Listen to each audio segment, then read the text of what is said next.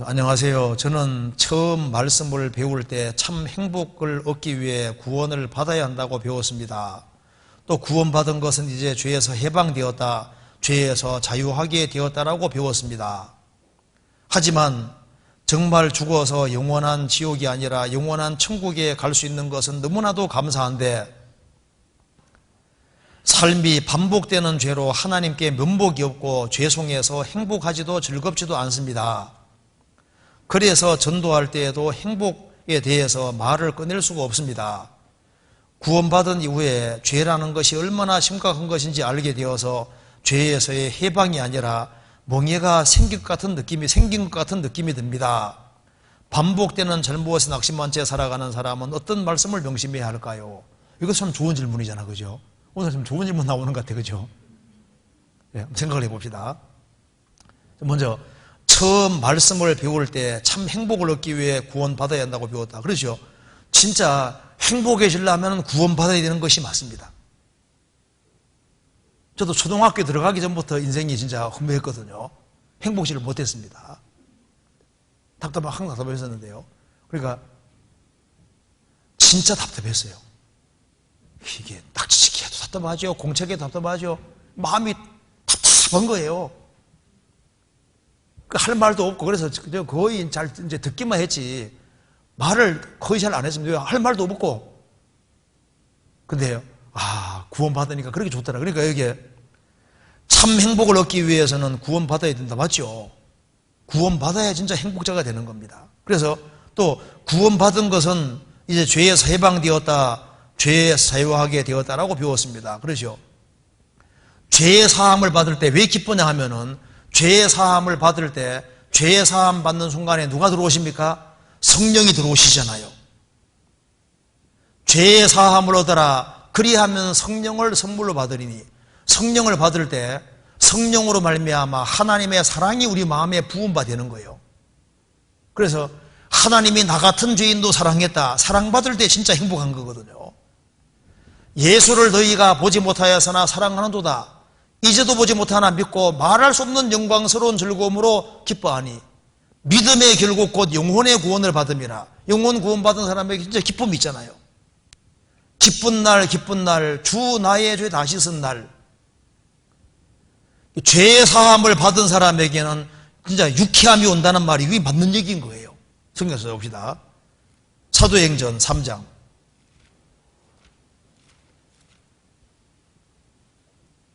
19절.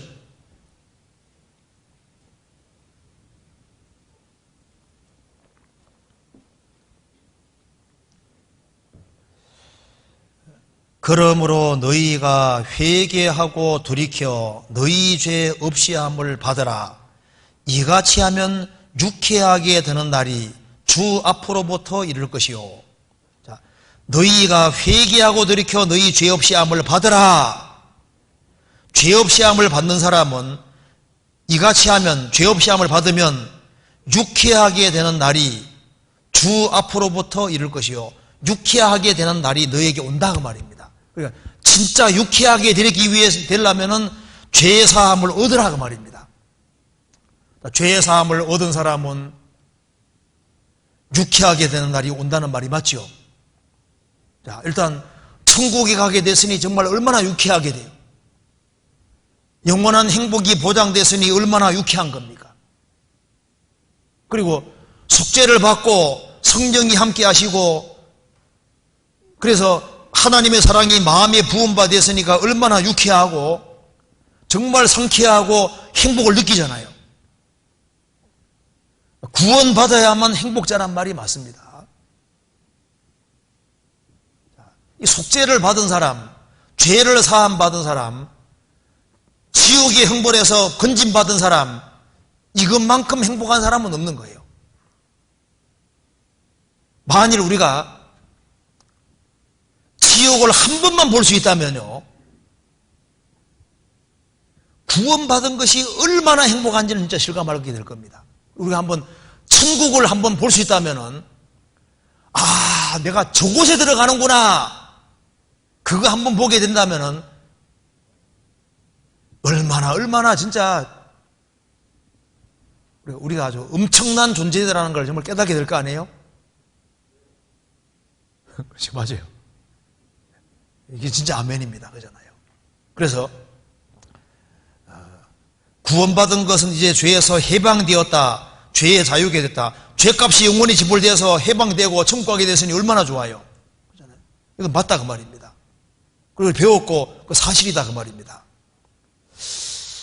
하지만 문제가 그 뒤가 이제 그지만 하지만이 나와요. 하지만 이렇게 배웠는데 하지만 정말 죽어서 영원한 지옥이 아니라 영원한 천국에 갈 수 있는 것은 너무나도 기쁘고 감사한데 반복되는 죄로 하나님께 면목이 없고 죄송해서 행복하지 즐겁지도 않습니다. 구원받은 자에게 성령이 들어오셨는데 죄값은 지불됐지만 죄의 기질은 남아있고 옛 성품은 남아있으니까 갈등이 생긴다 그 말입니다. 그래서 갈등이 생긴다. 그 정상입니다. 갈등이 생겨요.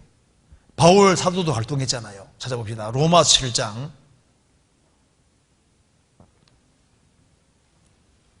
네. 하지만 이것이 이런 질문 나오는 것도 정상입니다. 죄에 살고 행복하게 됐는데 이제 막 죄짐 완전히 못 행복한데 항상 이제 행복만 느끼면 오죽 좋겠어요. 하지만 이제 이런 질문을 할 때 이게 정상적인 질문입니다. 정상적인 질문을 하고 있는 거야. 한번 봅시다. 로마 7장 봅시다. 7장 18절에 갈등이 생긴다. 그렇죠. 18절 내 속 곧 내 육신에 선한 것이 거하지 아니하는 줄을 아노니 원함은 내게 있으나 선을 행하는 것은 없노라. 내가 원하는 바 선은 하지 아니하고 도리어 원치 아니하는 바 악은 행하는도다. 만일 내가 원치 아니하는 그것을 하면 이를 행하는 자가 내가 아니요 내 속에 거하는 죄니라. 그러므로 내가 한 법을 깨달았노니 곧 선을 행하기를 원하는 나에게 악이 함께 있는 것이로다.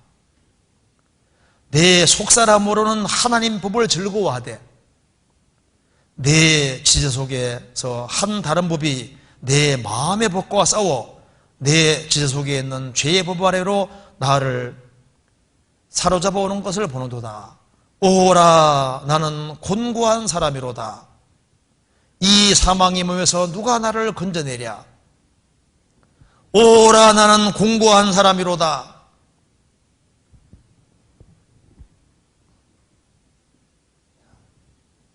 이제 이런 경험이 구원받은 이후의 경험입니다.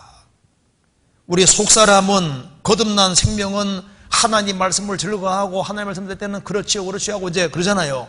그런데 내 속에 죄의 법이 딱 있는 거예요. 기질이 딱 남아 있습니다. 여기 이제 귀에 타고 삐죽고 올라오려고 하니까 갈등이라는 게 생기고, 그래서 오라 나는 공고한 사람이라도 이 사망의 몸에서 누가 나를 건져내랴, 이런 갈등이 생긴다 그 말입니다. 그런데 이제 우리 여기서 알아야 될 것이 있습니다. 이게 이제 죄로, 이게 이제 반복되는 죄라고 해서 죄로 면목있다 그랬는데, 반복적인 죄라고 할 때 이 개념을 정확히 할 필요가 있습니다.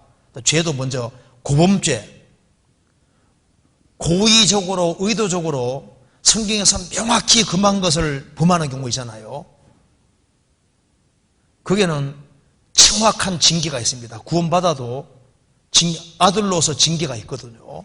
청해서 봅시다. 시편 19편 봅시다.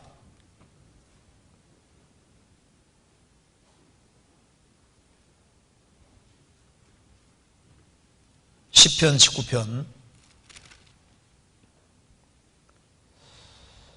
13절.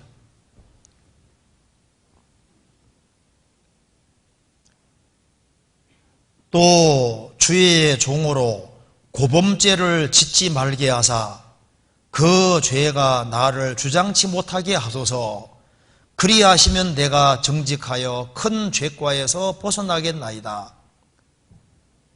여기 12절에 보면은 자기의 허물을 능히 깨달을 자 누구리요 나를 숨은 허물에서 벗어나게 하소서. 숨은 허물, 내가 미처 못 깨닫는 허물들이 있잖아요.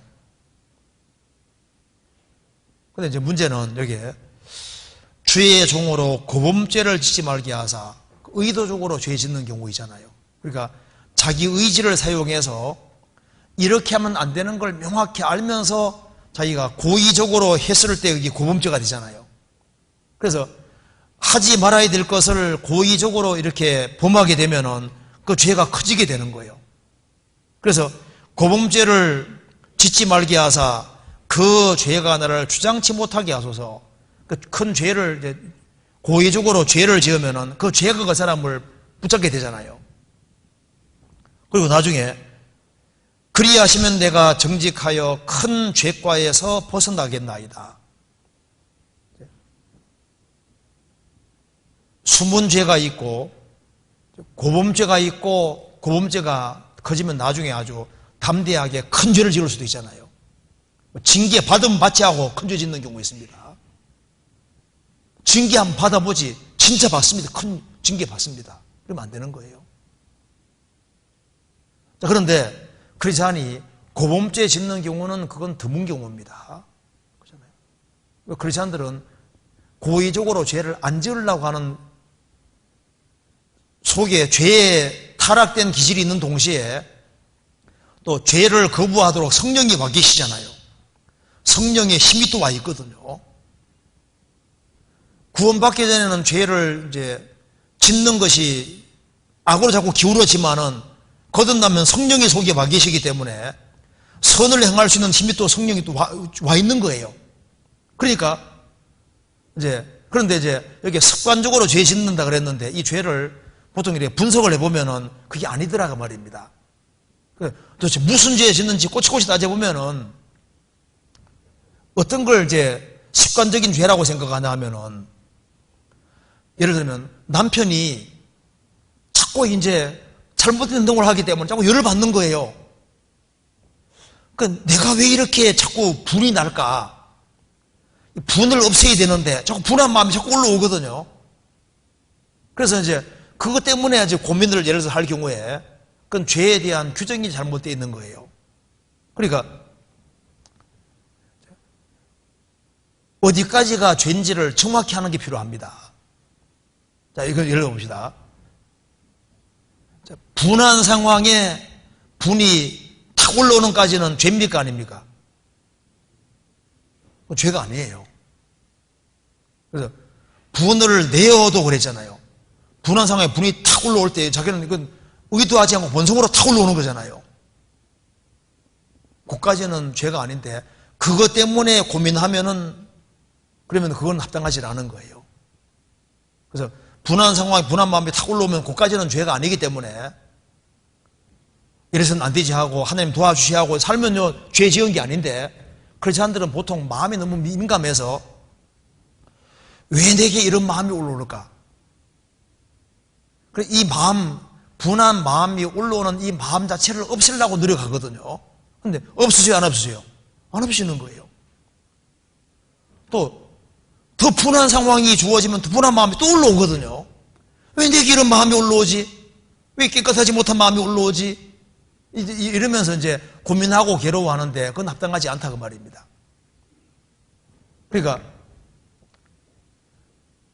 분한 상황에 분한 마음이 올라올 때 그까지는 정상이잖아요. 올라오는데 이러면 안 되지 하고 하나님 나 좀 도와주시야 하고 살면 되지 않습니까? 된 거거든요. 자, 예를 들어 봅시다. 내가 돈이 너무 궁해요. 근데 길 가다 보니까 10만 원짜리 다발이 떨어져 있거든요. 내가 너무 궁한 걸 보시고 하나님 떨어뜨려 주실 거나 이렇게 생각하면 안 되죠. 그래서 돈이 궁한 참에 갖고 싶다는 마음이 탁 올라올 수 있잖아요. 의도하지 않은 거거든요. 아이고 저거 가져가면 근데 속에서는 남의 것이니까 안 돼. 나한테 흘린 거잖아. 안 되기는 왜 안 되고 딱 이렇게 하면 죄로 구성되잖아요. 그렇죠? 그런데 이제 그걸 주워서 이제 뭐 경찰서를 갖다 줬다 합시다. 근데 이제 속으로 왜 내게 이런 마음이 올라올까? 내가 왜 이렇게 탐심 자체가 올라올까? 그래서 황금 보기를 돌같이 하라고 했는데 내가 돈에 궁하다고 해서 갖고 싶은 마음이 탁 올라오는 거잖아요. 그거 때문에 괴로워하는 건 그건 합당하지 않다 그 말입니다. 이러면 안 되지 하고 딱 돌아서면 죄 지은 게 아니거든요. 그래서 시험을 받을 때 그 자체는 죄가 아니고 시험 받을 때 이러면 안 되죠. 돌아서면은 죄 지은 게 아니잖아요. 그죠? 자, 이제 아주 내 이상형인 여자가 있다 합시다. 그러니까 아니 멋있구나 하고 지나가면 죄 지은 게 아니잖아요. 아니, 멋있는 사람 보고 멋있다 생각이 들고 이쁜 사람 보고 이쁘다 생각 드는 것 자체는 죄가 아니잖아요. 자, 멋있는 남자 보고 야 멋있구나 그 생각 들면 정상입니까 비정상입니까? 그 생각도 안 들어야 정상입니까? 그 생각이 들어야 정상입니까? 들어야 정상이잖아요. 그렇잖아요? 근데 왜 내가 저거 멋있다고 느껴지지? 그 이상한데 내가 이게 정상인가 이러면 안 되잖아요. 이해되죠? 그런데 이제 죄로 구성되는 건 야 저렇게 멋있는데 저 사람은 어떻게 내 사람 만들까 하고 이제 궁리를 하면서 있잖아요. 이제 뭐 도가 지나치게 해서 잘못하면 이게 악으로 구성될 수도 있는 거예요. 그렇잖아요. 무슨 이해되죠? 그러니까 이제 크리스찬들이 대체로 고민하는 것은 그 본성적으로 탁 올라오는 그거 때문에 그거 자체를 없애려고 하는 그것 때문에 내가 큰 죄 짓는다고 생각하는 사람들이 많더라 그 말입니다. 성경 갈라디아서 찾아봅시다.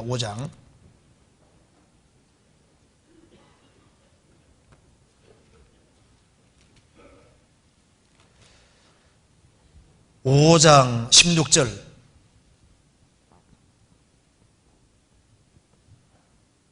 16절에 같이 읽어보겠습니다. 내가 이르노니 너희는 성령을 쫓아 행하라. 그리하면 육체의 욕심을 이루지 아니하리라. 성령을 쫓아 행하라. 그리하면 육체의 욕심이 올라오지 아니하리라. 이렇게 안 되죠. 육체의 욕심은 때처럼 올라옵니다. 자, 나는 이제 목욕했으니까 그 다음에 이제 때 안 올라옵니까? 때는 죽은 세포잖아요. 때가 계속 나옵니다. 그리고 밖에 나갔다 오는 사이에 또 더러운 게 묻어요. 이미 목욕한 사람에게는 발 밖에 있을 필요가 없다 그랬잖아요. 밖에 나갔다 오는 사이에 묻습니다. 그래서 내적으로도 본능 속에서 죄의 기질이 계속 올라오고 있고 또 알게 모르게 묻어 들어오거든요. 그래서 성령을 쫓아 행하는 사람은 육체의 욕심이 안 올라오는 게 아니에요. 욕심은 올라와요. 그러니까 올라오는데 그 올라오는 것 자체 때문에 고민하면 안 된다 그 말입니다. 올라오는 건 정상적인 거예요. 자, 배고플 때 식욕이 올라오잖아요.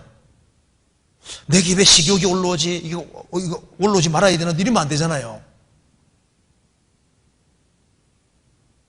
그래서 욕심이 올라오지만은 그걸 딱 꺾고 통제하면은 괜찮은 거예요.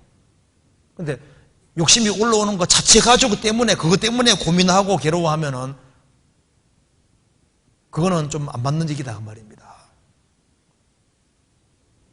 그래서 유혹 같은 걸 받을 때 돌이키면 되는 거예요. 주님 도와주시 하면 된 거거든요. 그렇잖아요. 내가 왜 유혹받지 왜 이제 이렇게 고민하면 이건 도가 지나친 거예요. 그래서 루터가 이런 얘기했습니다. 마르틴 루터가 새가 내 머리 위를 날아다니는 건 내가 못 막는다. 그런데 내 머리 위에 둥지 트는 건 내가 막을 수 있다 그 말입니다. 그리고 스치고 지나가는 생각은 내가 못 막는 거예요. 그런데 그 생각을 받아들여서 주둔시키는 건 내 책임이거든요. 그렇잖아요. 그래서 여기에 이제 금욕과 절제도 조금 다릅니다. 식욕은 원래 하나님이 주신 것이기 때문에 적절하게 먹는 것이 맞는 거예요. 금욕이라는 건 뭐냐면은 식욕이 원래 주어져 있는데 식욕 자체를 아예 없애려고 죽지 않을 만큼만 조금씩 먹여주는 그 금욕이잖아요. 결혼이라는 제도를 주님이 정하셨는데 결혼이란 자체를 아주 아예 싹 부정해버리면 그 금욕으로 가는 겁니다. 결혼 정년기가 되면은 결혼하는 게 그게 정상적인 거예요. 정상적인 게. 그렇잖아요. 성경은 절제를 말하지 금욕 말하는 게 아닙니다. 본성이라는 걸 하나님이 주신 거거든요. 그리고 여기에 내가 분명히 이제 안 할 수도 있는데, 안 그럴 수 있는데 일부러 내 의지와 타협해서 악을 범하는 경우는 그건 내가 한 것이라고 인정을 해야 됩니다. 성경에 욕을 하지 말아야 되잖아요. 그런데 욕하는 걸 내가 반복적으로 한다, 이럴 경우에는 그건 내 의지를 내가 동원하고 내 습관을 만든 거기 때문에 그걸 고쳐야 되는 거예요. 그건 내가 욕하는 것은요, 욕을 하는 것은 내 습관이고, 그걸 하나님 탓, 마귀 탓 돌리면 안 되고, 육신 탓으로 돌려도 안 되고, 그건 고쳐야 되는 거예요. 그래서 우리가 의지를 동원해서 할 수 있는 것은 최대한 고치려고 노력해야 되는 것이 맞는 겁니다. 그래서 성경에서 능동으로 표현되어 있는 건 그래 하라고 되어 있는 거예요. 할 수 있는 걸 하라고 되어 있는 겁니다. 그렇잖아요. 나는 남편에게 순종이 안 돼요 합니다. 순종이 안 되는 겁니까? 안 하는 겁니까? 솔직히 순종이 진짜 안 되는 거예요? 안 하는 거예요? 남편이 인격적이지 못하기 때문에 순종이 안 된다고 하거든요. 근데 안 되는 게 아니라 안 하는 겁니다. 남편이 막 열을 팍팍 내는데 막 순종이 안 된다는 거예요. 근데 열을 팍팍 내도 순종할 수 있습니다. 왜? 이제 화를 한번 낼 때만 참기만 하면은 1억씩 탁탁 지워주면요, 참아야 못 참을 수 있어요, 없어요? 있잖아요. 그러니까 안 하는 것 뿐이지, 안 하려는 것 뿐이지, 할 수 있는 거예요. 그렇잖아요. 나는 참는 거 버릇을 못 참아요 하는데, 못 참는 게 아니라 안 참는 겁니다. 잘 생각해 봐요. 진짜 어려운 사람 앞에 있으면요, 너무 억울하지만 참아내잖아요. 못 참는 게 아니라 안 참는 거예요. 잘 생각해 봐요. 육신인지를 하면서 있잖아요, 합리화시켜서 그렇지 사실은 그게 아닌 겁니다. 이제 원래 본성으로 주어진 것은요, 이제 먹으면 죽인다 합시다. 그러면요, 배가 너무너무 고프고 하면요, 뭐 죽이라 하고 먹어버리잖아요. 어차피 죽을 거니까. 본성으로 주어진 것은요, 그건 어쩔 수 없는 거잖아요. 그거하고 다릅니다. 내가 안 할 수 있는 것에 내가 한 일들이 분명히 있을 수 있는 거예요. 그래서 어떤 사람 말합니다. 주일날 주님이 교회 가게 해주시면 갈게요. 그 말이 맞아요, 틀려요? 거짓말입니다. 딴 데는 잘 가거든요. 그렇잖아요. 내가 가기 싫은 것이지 그걸 왜 주님 핑계 대냐고. 그렇잖아요. 그래서 나는 못 참아서요, 그게 아니라 안 참는 겁니다. 그리고 그리스도인들은 성령의 도우심을 구하면 성령께서 도와주세요. 로마서 8장 보시겠습니다. 결심을 굳히고 안 하려고 마음을 먹고 굳히고 하면 주님 또 도와주십니다. 로마서 8장 보시겠습니다. 8장 26절.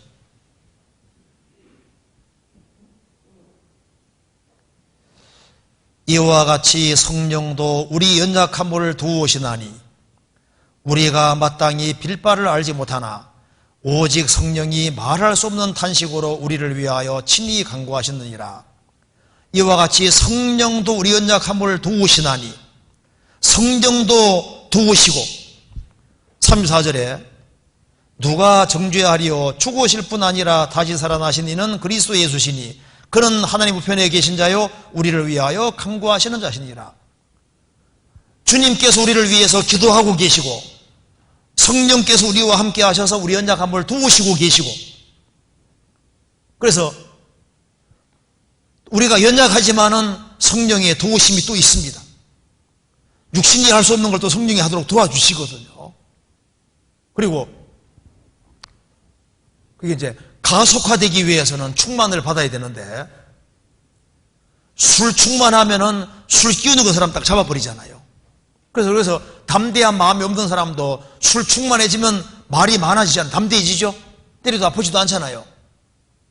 그자들은 이제 내가 하려고 하는 바른 마음을 갖는 것도 필요하고 동시에 하나님의 도우심을 구하고 성령의 충만을 받아야 되는데 어떻게 하면 충만을 받느냐? 성령 충만 받으려면 성령을 많이 마셔야 되는 거예요. 성경 에베소서 한번 찾아봅시다. 에베소서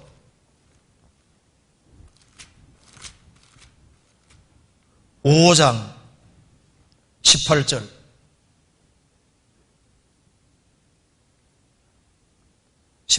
같이 읽겠습니다. 술 취하지 말라. 이는 방탕한 것이니 오직 성령의 충만을 받으라. 술 충만해지려면 방법은 하나밖에 없습니다. 어떻게 하면 됩니까? 술 많이 마시면 돼요. 술 많이 마시면 무조건 충만하게 되잖아요. 그죠? 그러면 성령 충만하려면 성령을 많이 마셔야 되는데 어떻게 마시냐 그 말입니다. 자, 무엇이 영인지 봅시다. 에베소서 6장, 요한복음 6장 봐봐요.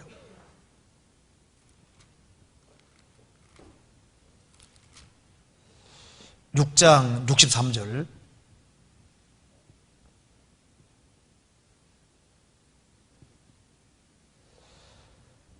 살리는 것은 영이니 육은 무익하니라.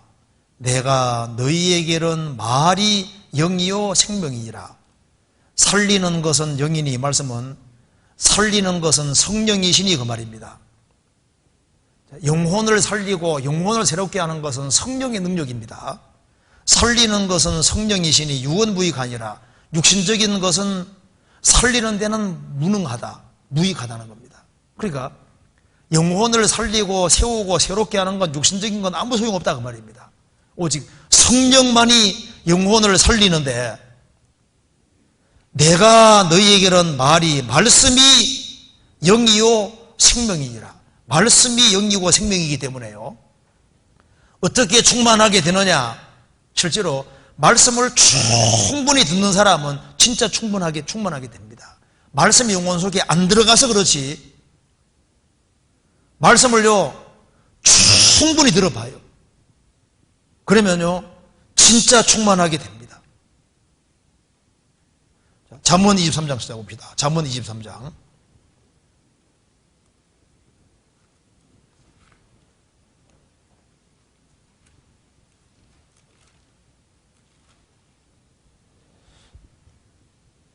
근데 말씀이 왜 안 들어갈까요?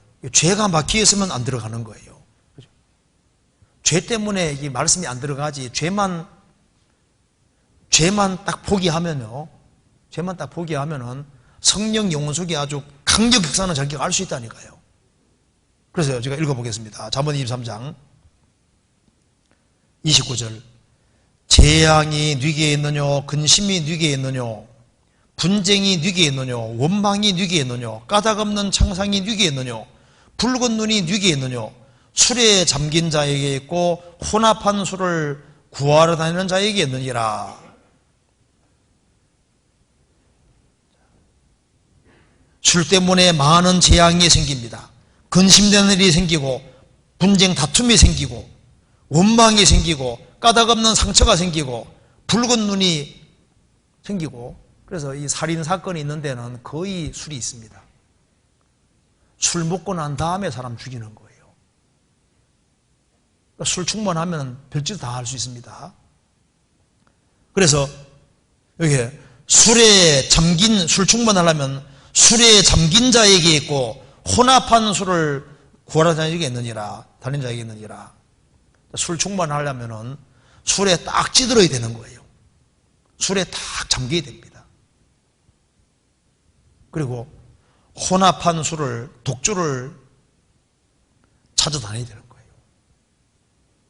술자리를 좋아하고 거기 앉아있는 걸 좋아하고 술 친구들이 많고 술 많이 마시면은 그 사람은 술꾼이 되는 거예요. 그럼 술꾼으로 살잖아요. 성령 충만하려면은 어떻게 해야 될까요? 성령을 많이 마셔야 되는데 어디서 마시느냐? 구원받은 무리를 좋아해야 돼요. 그리고 하나님 말씀이 영이고 생명이니까 하나님 말씀을 열심히 듣고 많이 읽고 많이 듣고 많이 배우고 크리스찬과 함께 있는 자리를 좋아하고 같이 교제하는 거 좋아하고, 그러면은 그 사람은 충만하게 될 수밖에 없어요. 술 충만하게 됩니다. 성령 충만하게 되는 거예요. 그렇잖아요. 그래서 여기에 저는 처음 말씀을 배울 때 참 행복을 얻기 위해 구원받아야 한다고 배웠습니다. 또 구원받는 것은 이제 죄에 세방되었다, 죄의 자유게 되었다고 배웠습니다. 하지만 정말 죽어서 영원한 지옥이 아니라 영원한 천국에 갈 수 있는 것은 너무나도 감사한데 삶이 반복되는 죄로 면목이 없고, 이 반복되는 죄라는 말이 약간 문제가 있습니다. 왜냐하면은 이게 반복되는 죄라는 것이 사실 죄가 아닌 것을 죄라고 생각하는 경우가 많거든요. 그래서 이 죄의 본성 자체가 없어져야만 죄 안 짓는 거로 생각하는, 그것 때문에 면목 없다고 하는 경우가 많은 거예요. 그래서 아니 무슨 반복되는 죄를 그렇게 많이 짓기가 쉬운 게 아닙니다. 그렇지 않습니까? 죄송해서 행복하지도 즐겁지도 않습니다. 사실 그러자니 고의적으로 죄 지으면 죄하고 즐거움하고는 이게 상극입니다. 죄 지으면 즐거움이 깨어진다는 말이 맞는 거예요. 시편 51편 보시겠습니다. 다윗이 죄를 지으니까 구원의 즐거움이 깨졌잖아요. 12절, 51장 12절.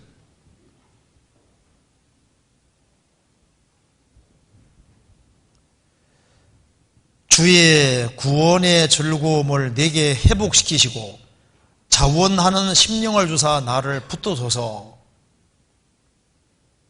그러하면 내가 범죄자에게 주의 도를 가르치리니 죄인들이 주께 돌아오리이다.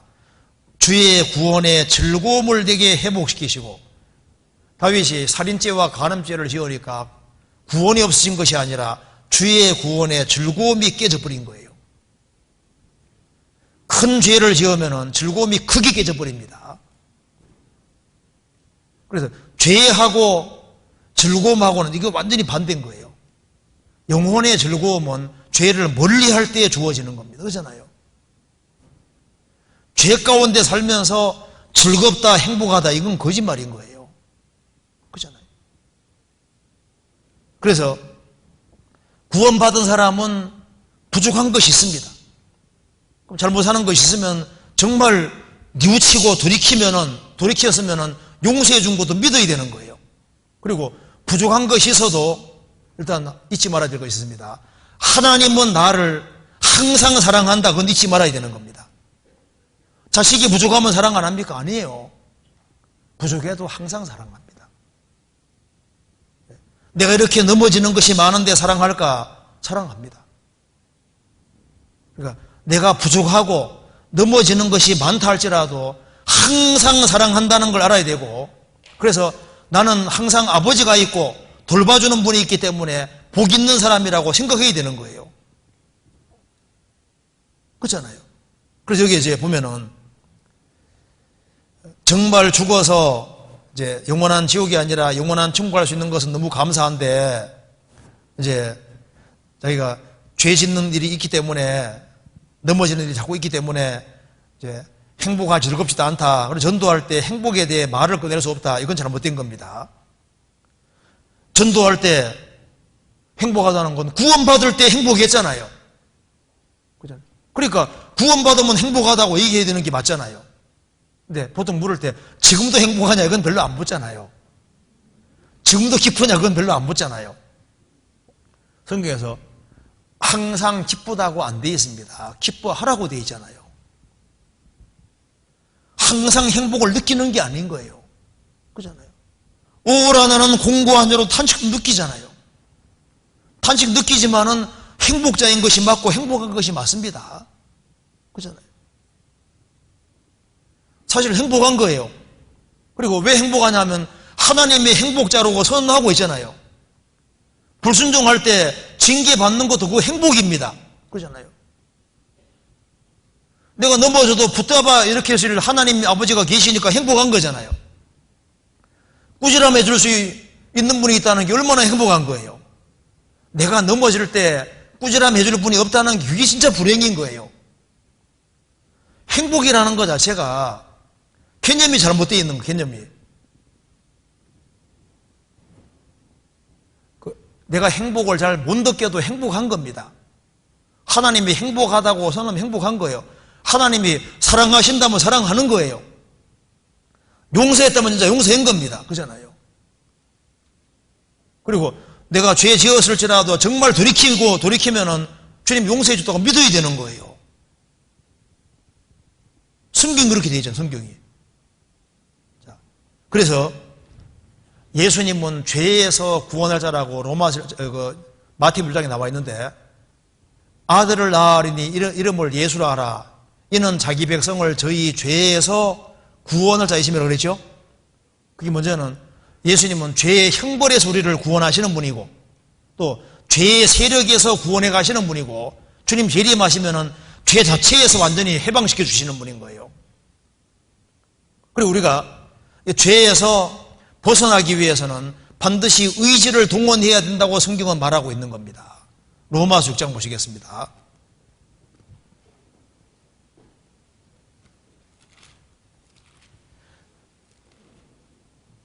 안 지으려고 해야 되는 게 맞다 그 말입니다. 로마서 6장 보시겠습니다.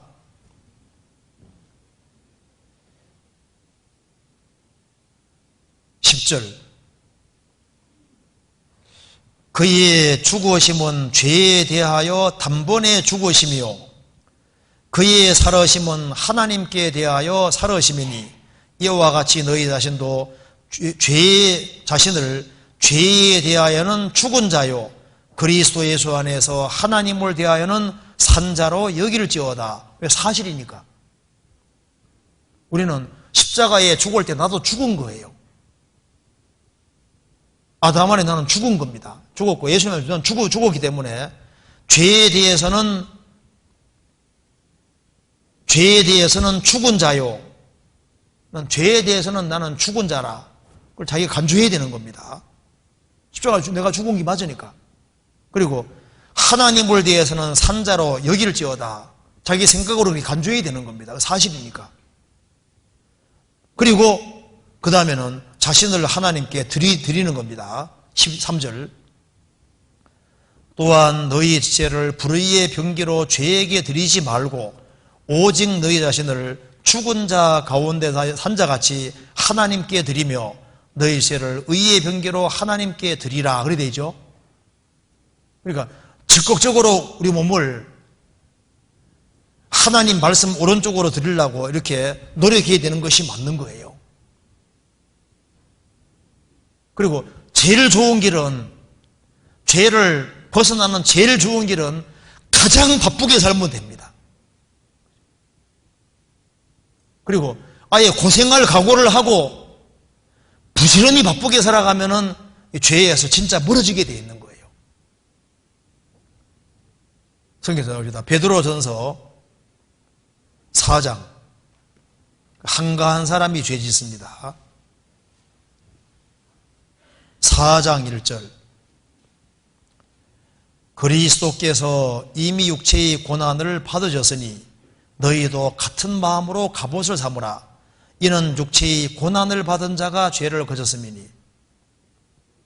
육체의 고난을 받은 자가 죄를 거쳤다. 자, 언제 죄를 제일 적게 짓습니까? 가장 바쁠 때, 주님에서 부지런히 살 때, 그때 죄를 가장 적게 짓는 거예요. 다윗은 언제 죄 지었습니까? 전쟁터에 있지 아니하고 왕궁에 있으면서 한가하면서 늦게를 났잖아요. 오후 늦게를 났습니다.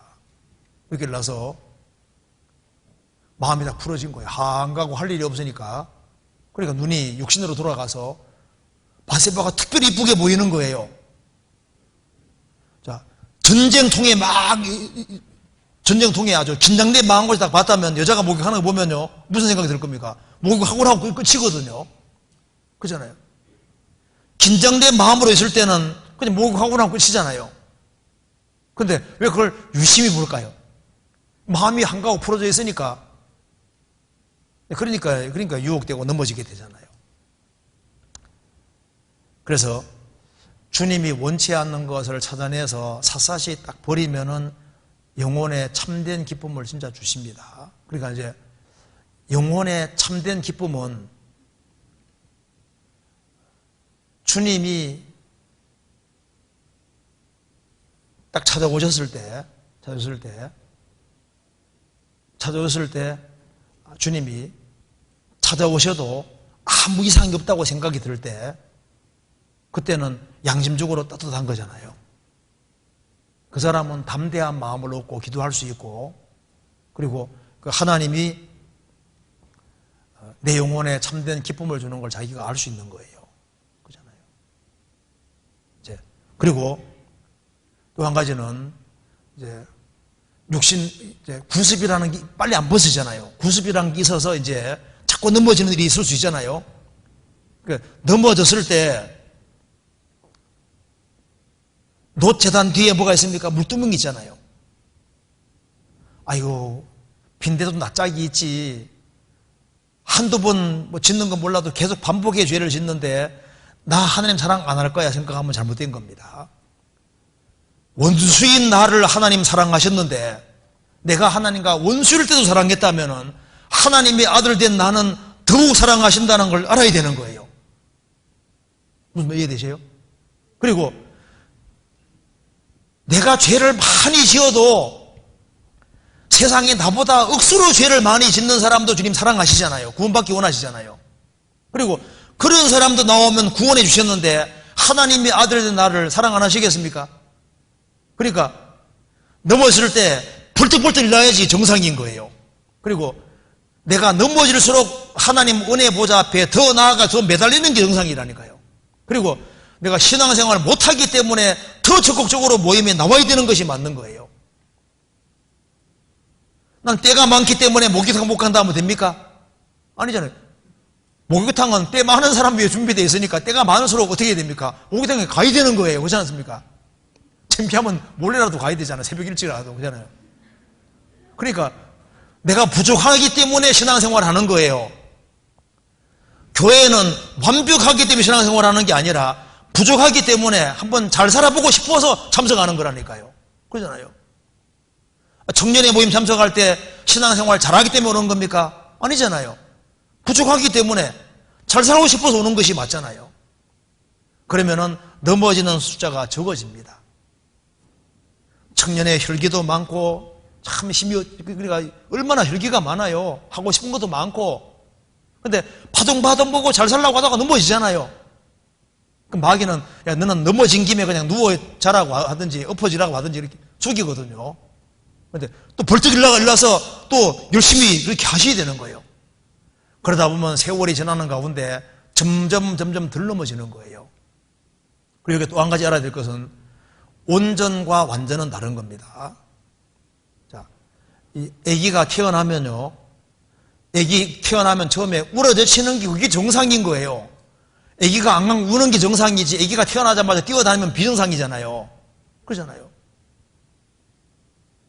아기는 울어젖히는 그거 자체가 정상입니다. 창세기 1장의 모습이 원래 그 하나님이 6일 창조의 모습인 동시에 우리 영혼의 모습인 거예요. 혼돈하고 공허한 지구에 아무것도 없잖아요. 아무것도 없는데 하나님께서 빛이 있으라 하심에 빛이 있었고 그 빛이 하나님 보시기에 좋았더라. 자, 이 지구에 혼돈하고 공허한 지구에 그게 무슨 생명체가 있어요, 식물이 있어요, 새가 있어요, 곤충이 있어요. 아무것도 없잖아요. 그런데 빛이 들어올 때 빛을 보시고 좋았다고 했잖아요. 아기가 태어나면 부모는 그 자식이 무슨 돈을 벌어야 아무것도 못하잖아요. 울기만 하는데 태어나면 무조건 좋았다 그러잖아요. 한 사람이 구원받으면 주님께서 구원받은 것 자체로 주님께서 기뻐하고 진짜 좋아하신다니까요. 그리고 이 지구가 아름답게 바꿔질 때 당장 확 바꿔진 게 아니잖아요. 첫째 날이 지나고 둘째 날이 지나고 셋째 날이 지나가니까 식물이 이제 생기고 또 그 다음에 또 나중에 시간이 더 지나가니까 이제 물고기도 생기고 새도 생기고 시간이 더 지나가니까 곤충도 생기고 동물 생기고 사람까지 생기지 않습니까? 그렇죠? 그러니까 조금 바꿔지니까 좋았다고 하셨잖아요, 주님이. 그렇잖아요. 아기가 태어나면 부모가 기뻐하고 좋아합니다. 울어젖히던 아기가 이제 드디어 뒤집었어요. 집에 경사나지요. 드디어 우리 얘기 뒤집었다고.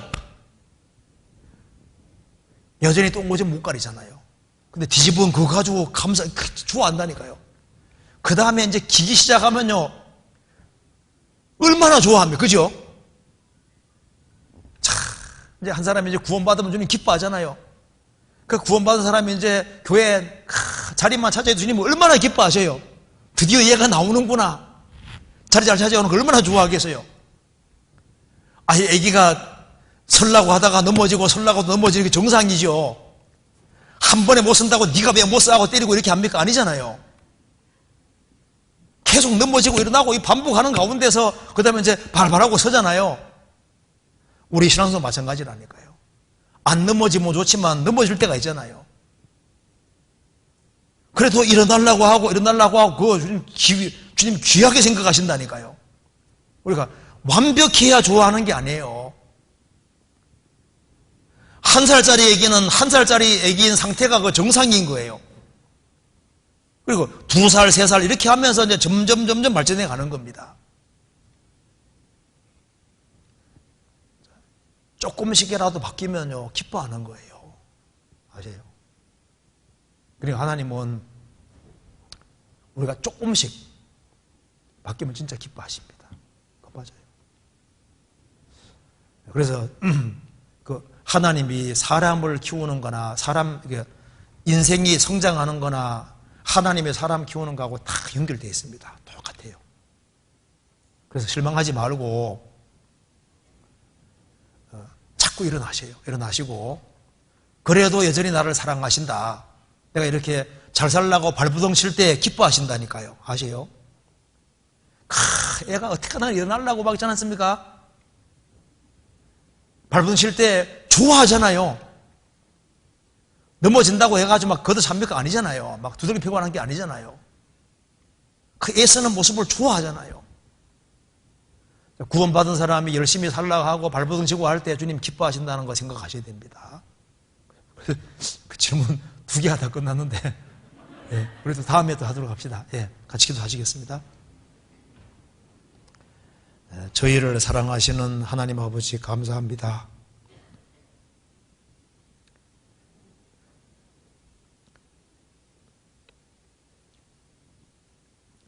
주님의 크신 은혜와 사랑을 인하여 진심으로 감사드립니다. 저희들이 연약할지라도 항상 도와주시는 것을 믿고 감사드립니다. 또 구원받은 모든 식구들 주 안에서 열심히 살고자 하는 마음, 또 잘 살아보고자 하는 마음이 다 있는 줄 압니다. 주님께서 그 마음에 격려해 주시고 또 주님께서 힘을 주셔서 주님을 기쁘시게 하는 삶을 살 수 있도록 저희들을 더욱 도와주시옵소서.